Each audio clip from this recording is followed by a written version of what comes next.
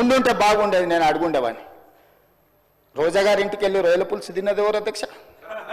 నేనా ఉత్తమ్కుమారెడ్డి గారు అధ్యక్ష? రోజా గారు ఒక్కసారి రొయ్యల పులుసు పెడితేనే తిని రాయలసీమను రతనాలసీమ చేసి వస్తాను చెప్పొచ్చిన మహానుభావుడు ఆయన.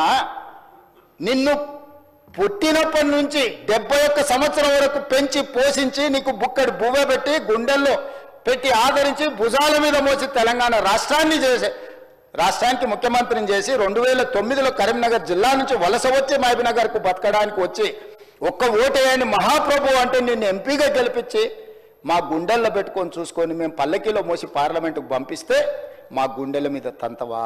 ఇది నీ నీతి, నీ జాతి. నువ్వు వచ్చి ఇక్కడ వచ్చి మమ్మల్ని తప్పుపడతావా? రొయ్యల పులుసు తిన్నందుకే అంత విశ్వాసం చూపిస్తావు. ఒక్కసారి రోజమ్మ పెట్టిన రొయ్యల పులుసుకి నిన్ను మోసినందుకు 2009లో నిన్ను పల్లకీలో మోసి పార్లమెంట్లో పంపించినందుకు మా పాలమూరు జిల్లాకి ఏం చేసినావు? పార్లమెంట్లో నోరు లేకపోయినా, పార్లమూరులో ఊరు లేకపోయినా నిన్ను పార్లమెంటు సభ్యుడిగా మేము ఎన్నుకొని నీకు రాజకీయ భిక్ష పెడితే మా పాలమూరు ఎండబెడతావు, మా కల్వకుర్తి ఎడారిగా మారుతుంది, మా భీమా నెట్టంపాడు కోయిల్ సాగర్ మా నారాయణపేట కోడంగల్ లిఫ్ట్ ఇరిగేషన్ని ఎక్కడికక్కడ పడవ పెడతావా? ఇదా నీ నీతి, నీ జాతి అని నేను వారిని అడగదలుచుకున్నా అధ్యక్ష. అందుకే అధ్యక్ష ఇవాళ జూరాల నుంచి నీళ్లు తీసుకొని ఉంటే శ్రీశైలం వెనుక జలాలను మనం తీసుకోవాలన్న కుట్ర కేవలం కాంట్రాక్టర్ల కమిషన్ల కక్కుర్తిపడి అమ్ముడు పోకపోయిన ఉంటే ఇవాళ బాజాప్తా రోజుకు 5-6 టీఎంసీలు ఇక్కడ నుంచి మనం తరలించుకుంటే రాయలసీమ కాదు ఆంధ్రప్రదేశ్లో ఎవరున్నా గిలగిలలాడి మన ముందర మొకరిల్లేవాళ్ళు. ఇవాళ ఆయన వచ్చి నిస్సిగ్గుగా శ్రీశైలం లెఫ్ట్ బ్యాంక్ రావట్లేదు, రైట్ బ్యాంక్లో నీళ్లు పోతూనే ఆంధ్రప్రదేశ్ తీసుకెళ్తుందని సిఆర్పిఎఫ్ బలగాలు ఏ రోజు వచ్చినాయి అధ్యక్ష? మీరు ఉన్నప్పుడు రాలేదా? మీరున్నప్పుడు ఆంధ్రప్రదేశ్ పోలీసులు వచ్చి తెలంగాణ పోలీసులు అక్కడ ఉన్న సిబ్బందిని తన్నిపోలేదా? మీకు అసలు పౌరుషం ఉందా? మీలో చీము రక్తం ఉందా?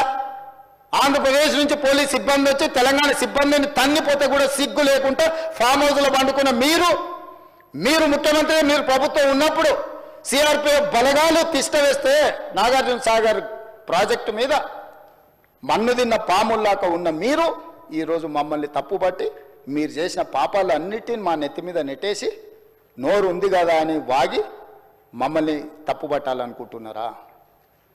ఇదేనా మీ 10 ఏళ్ల అనుభవం? ఈ అనుభవంతోనేనా మీరు మమ్మల్ని అందరినీ ప్రజల్ని మోసం చేసినట్టు సభలో కూడా సభను తప్పుదోవ పట్టించాలని ఆలోచన చేసేదని నేను అడుగుతున్నా అధ్యక్ష. అందుకే ఈరోజు ఈ ప్రాజెక్టులను పూర్తి చేయాలి యుద్ధ ప్రాతిపదికన. మీరు అప్పులు తప్పులు చేసి ఇక్కడ కొంప ముంచిపోతే కూడా దాన్ని చక్కదిద్దుకుంటూ ఒకటొకటిగా పరిష్కరించుకుంటూ ఆ ప్రాజెక్టులను ఎట్లయినా పూర్తి చేయాలని నిన్న మొన్న సీతారామ సాగర్లో మా తుమ్మల నాగేశ్వరరావు గారు, మా ఉత్తమ్కుమారెడ్డి గారు, ఆ జిల్లా మంత్రులందరూ కష్టపడి అక్కడ ప్రాజెక్టులను ఒక కొలికి తెచ్చే ప్రయత్నం చేస్తారు. పాలమూరు రంగారెడ్డి ఎత్తిపోతలను చేయాలనుకుంటున్నాం. శ్రీశైలం లెఫ్ట్ బ్యాంక్ కెనాల్ని మేము వచ్చిన తర్వాత 10 ఏళ్ళు నువ్వు పడవ పెడితే మళ్ళీ ప్రారంభించినాం. అనుకోకుండా ఒక ప్రమాదం జరిగింది అధ్యక్ష. ప్రమాదం జరిగి ప్రజలు చచ్చిపోతే, అక్కడ ఉన్న కార్మికులు చచ్చిపోతే సానుభూతి చూపించాలి, కుటుంబాలను ఆదుకోవాలి, కుటుంబాలను పరామర్శించాలి. కానీ పైశాచిక ఆనందం ఏంది అధ్యక్ష? ఎవరు చచ్చిపోయినా తండ్రి కొడుకు మామ అల్లుళ్ళు కలిసి డాన్సులు చేస్తారు అధ్యక్ష. పంట ఎండిపోతే కథం, అసలు వాళ్ళ పైశాచిక ఆనందానికి పరాకాష్ట అయిపోయింది అధ్యక్ష. ఎక్కడ ఏ ప్రమాదం జరిగి తెలంగాణ ప్రజలకు నష్టం జరిగినా, తెలంగాణ రైతుల పంటలు ఎండిపోయినా, తెలంగాణలో కార్మికులు చచ్చిపోయినా, తెలంగాణలో విద్యార్థులు చచ్చిపోయినా, తెలంగాణలో పాఠశాలలో ఏదైనా చిన్న సంఘటన జరిగినా వాళ్ళ కళ్ళల్లో మెరుపు చూడు అధ్యక్ష. దాచుకునే దాగుతలేదు వాళ్ళ ఆనందం. అసలు అంటే ఇట్లా మనుషులు చనిపోతే పైశాచిక ఆనందం ఇట్లా ముఖంలోనే కొట్టొచ్చినట్టుగా అనిపించేటోళ్ళని ఎప్పుడైనా మీరు చూసిండ్రా అధ్యక్ష? ఆఫ్రికా అడవులో మనుషులను బిక్క తినేటోళ్ళని చూసినామని విన్నా. ఈడీ ఆమీన్ ఏదది ఉగాండాకు అధ్యక్షుడు ఉండే అధ్యక్ష ఈడీ ఆమీన్ అని. ఆయన మనుషుల్ని కోసి ఫ్రిడ్జ్లో పెట్టుకొని కొంచెం తీసి ఫ్రై చేసుకొని తినేటోడు అని అంటే సినిమాలు చూస్తే నాకు ఆశ్చర్యం అనిపించింది, ఇట్లా కూడా ఉంటారా అని. ఇప్పుడు నిజం చేస్తున్నారు అధ్యక్ష. ఇక్కడ వీళ్ళు ఈడీ అమీన్తో పోటీ పడుతున్నారు అధ్యక్ష వీళ్ళ పైశాచిక ఆనందంలో. ఇది మంచిది కాదు అధ్యక్ష. తెలంగాణకు 25 ఏళ్ళు మీరు పార్టీ పెట్టి ప్రజలు ప్రతిసారి మిమ్మల్ని ఆదరించారు, అవకాశం ఇచ్చారు. ఆనాడు రాజశేఖర రెడ్డి గారు, చంద్రబాబు నాయుడు గారు, కేంద్ర ప్రభుత్వాలు కూడా మిమ్మల్ని ఓడించాలని చూసిన ప్రజలు మిమ్మల్ని గెలిపించారు. మరి ఈనాడు గుండు సున్నా ఇస్తే కనీసం జ్ఞానోదయం కలగాలి కదా అధ్యక్ష. 8 సీట్లలో డిపాజిట్లు పోవడం అనేది సామాన్యమైన విషయమా అధ్యక్ష? ఎందుకు ఆత్మ పరిశీలన చేసుకోరు? ప్రజల్ని ఎందుకు తిడుతున్నారు అధ్యక్ష? మీరు చేసిన తప్పులకు, మీరు చేసిన అప్పులకు ప్రజలు శిక్ష విధించిండ్రు. దాన్ని వదిలేసి ప్రజలే తప్పు చేసినట్టు, ప్రజలే క్షమాపణ చెప్పాలన్నట్టు, ప్రజల్నే ఉరిదీయాలన్నట్టు, ప్రజల్నే శిక్షించాలన్నట్టుగా వాళ్ళ మాటలు చూడండి అధ్యక్ష. ప్రజలు వాళ్ళు ప్రజలు మోసం చేసింది మాట్లాడతలేరు అధ్యక్ష. ప్రజలను తిట్టేది ఏంది అధ్యక్ష? ప్రజలు విఘ్నులు. ఎప్పుడు ఎవరికి ఏ రకంగా చెప్పాలనో ఇండికేట్ చేయాలనో ఇండికేట్ చేస్తారు అధ్యక్ష. భూకంపం కూడా ఒకటేసారి అది అధ్యక్ష. ఫస్ట్ కొంచెం కదిలి, మళ్ళీ కొంచెం ఆగి, కొంచెం కదిలి, తర్వాత భూకంపం అధ్యక్ష. తుఫాన్ ముందలు కూడా ఒక ప్రశాంతత కనిపిస్తుంది అధ్యక్ష. తెలంగాణ సమాజం కూడా తుఫాన్ ముందు ప్రశాంతత లాగా 2022 నుంచి 23 నుంచి వరుసగా అట్లా చూపిస్తూనే ఉన్నారు వాళ్ళ గంభీరత్వాన్ని. ఇప్పటికైనా జరిగిన పరిణామాల అంచనా వేసుకొని పరిశీలించుకొని వచ్చి కూర్చొని ఒక బాధ్యత కలిగిన ప్రతిపక్షంగా ఇక్కడ ఉండి మంచిని మంచి, చెడును చెడు, మీ అనుభవాన్ని ఉపయోగించి విశ్లేషించి విడమర్చి మాట్లాడితే ప్రజలు ఆమోదించేటోళ్ళు అధ్యక్ష. మాటకు ముందు స్టేచర్, మాటకు వెనకాల స్టేచర్ అంటారు అధ్యక్ష. మీ స్టేచర్ పట్ల ఉన్న మీ ఆలోచన, మీ పట్టింపు ఈ స్టేట్ ఫ్యూచర్ పట్ల లేదా అధ్యక్ష? నేను అడుగుతున్నా, ఈ స్టేట్ ఫ్యూచర్ వద్దా? ఈ స్టేట్ ఫ్యూచర్ వద్దా? మీ స్టేచర్ గురించే మీ తాపత్రయమా? ఒకనాడు మీరు అధికారంలో ఉన్నారు, మీ పార్టీకి అధికార పార్టీకి స్టేచర్ ఉండే. 2023 డిసెంబర్ 3 తారీఖు నాడు అధికారం నుంచి ప్రధాన ప్రతిపక్ష పార్టీ స్టేచర్ ఇచ్చారు. ప్రతిపక్ష పార్టీ స్టేచర్ అది మీ పార్టీకి. 2024 మే జూన్లో పార్లమెంట్ జరిగింది, గుండు సున్నా ఇచ్చిండ్రు, మీ పార్టీని మార్చరీకి పంపించారు. నేనేం తప్పు మాట్లాడిన అధ్యక్ష?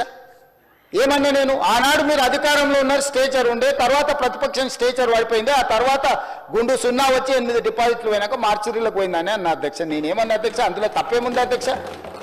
బీఆర్ఎస్ ఈరోజు మార్చరీలో ఉందని నేను చెప్పిన అధ్యక్ష. దాన్ని ఒక వ్యక్తిని అన్నట్టుగాను, పెద్ద ఆయన్ని చంద్రశేఖరరావు గారు నేను అన్నట్టుగా హరీష్ రావు గారు, కేటీఆర్ గారు చిత్రీకరిస్తున్నారు అధ్యక్ష. అంత కుత్సిత స్వభావం నాకు లేదు అధ్యక్ష. చంద్రశేఖరరావు గారి దగ్గర ఉన్న కుర్చీని 4 కోట్ల తెలంగాణ ప్రజలు గుంజుకొని నన్ను తెచ్చి ఇక్కడ కూర్చోబెట్టారు అధ్యక్ష. ఇంకేముంది అధ్యక్ష చంద్రశేఖరరావు గారి దగ్గర నేను తీసుకోవడానికి? వారి దగ్గర ఉన్నది ప్రధాన ప్రతిపక్ష హోదా. ఆ ప్రధాన ప్రతిపక్ష హోదా ఎవరికి కావాలి అధ్యక్ష?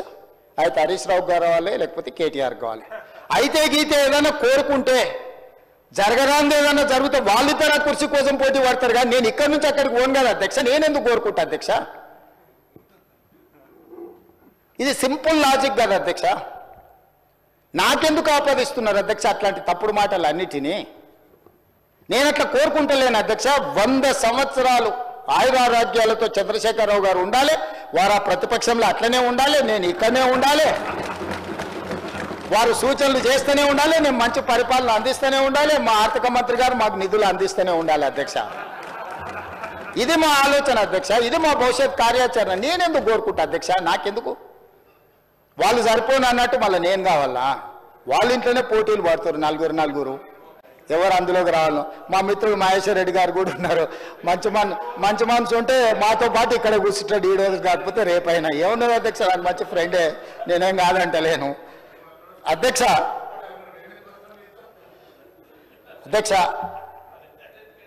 10 సంవత్సరాల వాళ్ళ పరిపాలనలో ఈ తెలంగాణ రైతాంగానికి జరిగిన సంక్షేమం కానీ, అభివృద్ధి కానీ, చేసిన రుణమాఫీ కానీ, లేకపోతే కొనుగోలు చేసిన వడ్లు కానీ, కందులు కానీ, పత్తి కానీ, మిర్చి కానీ, పసుపు కానీ, సోయాబీన్ కానీ, ఏ పంటల గురించి అయినా, పండించిన పంటల గురించి, లేకపోతే కొనుగోలు చేసిన పంటల గురించి, లేకపోతే విధానపరమైన నిర్ణయాలు, అగ్రికల్చర్ పాలసీ గురించి కానీ, ఎనర్జీ పాలసీ గురించి కానీ, ఇంకేదైనా పాలసీ గురించి కానీ, రైతుల గురించి ఎప్పుడైనా మేము చర్చకు సిద్ధంగా ఉన్నాము. చంద్రశేఖరరావు గారిని తారీఖు చెప్పమన్నారు. నేను మా సంబంధిత శాఖ మంత్రులను రిక్వెస్ట్ చేస్తూ, తమరిని కూడా నేను రిక్వెస్ట్ చేస్తున్నా, ప్రధాన ప్రతిపక్ష నాయకుడు గారు ఒకవేళ ఏదైనా సూచన చేస్తే, any specific discussion on the subject, మాకేం అభ్యంతరం లేదు అధ్యక్ష. నేను కూడా మిమ్మల్ని విజ్ఞప్తి